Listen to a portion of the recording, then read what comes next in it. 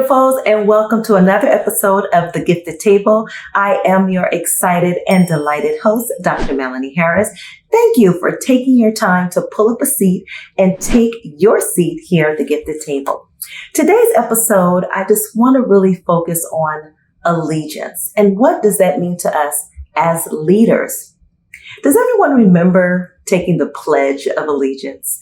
We had to learn that starting in kindergarten, where we stood up, placed our right hand over our heart, faced the flag, and recited our allegiance to the United States of America. But did you know that also in education, there's an oath of allegiance for employees who work, more specifically, in the state of California? So I'm going to read a sample of an allegiance that many of you may not realize that educators take. And for me, educators are any people who work in education. And one sample reads like this. It's called the Oath of Allegiance for Persons Employed by School Districts in the state of California.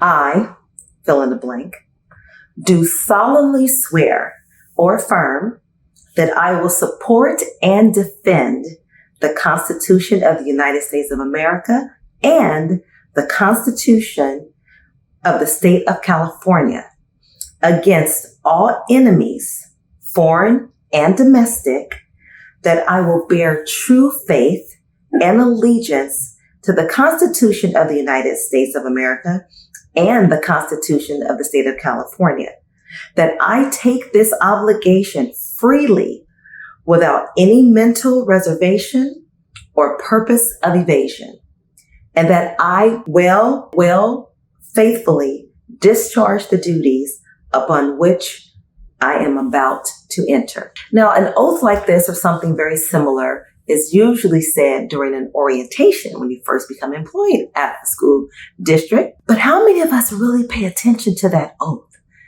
Unlike the Pledge of Allegiance, where we've memorized it because we've said it so many times, we can say it in our sleep, we can say it along with a song, we develop this rhythm, and it just becomes a habit. But this oath, we only say once during an orientation period, and most likely just forget about it.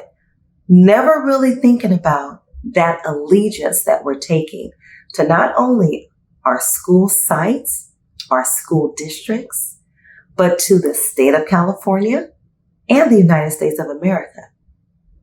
And as I reflect on the recent events that have taken place in Uvlade, Texas, where 19 children were murdered, 2 teachers were murdered by the hands of someone who entered their school, terrorized their school.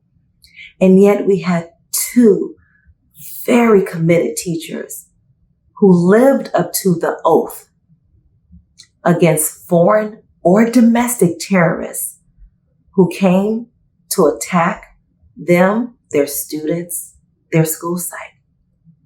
No greater sacrifice has an educator ever given than to sacrifice their life for the lives of others. And as schools began to close and come to an end for this school year, we have to think about the sacrifice that was made, the children's blood that was shed, and the roles and responsibilities that we have as educators and as leaders if you are in education. But think about your organization, whether if you're in education or not. Is there a pledge of allegiance, an oath of allegiance that you took during orientation? Maybe you should look that up. And then, how much will you live up to that oath?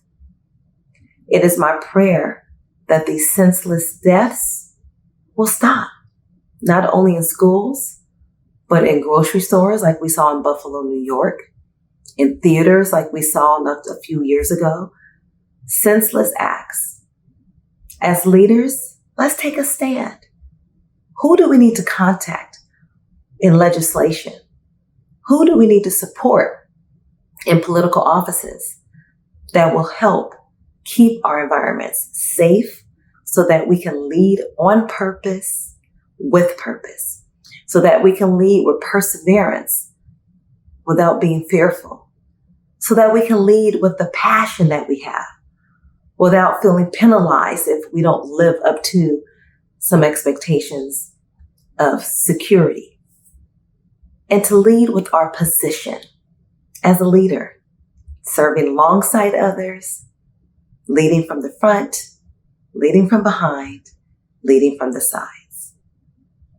I hope you will join me as the Gifted Table really want to take a stand on supporting everyone and sending prayers out to the families, the friends, the colleagues of those affected by the Uvlade, Texas massacres.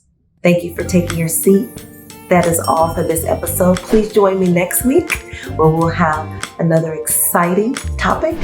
But until then, stay grounded, innovative, fierce, transparent every day. In other words, stay gifted. I'll see you next week.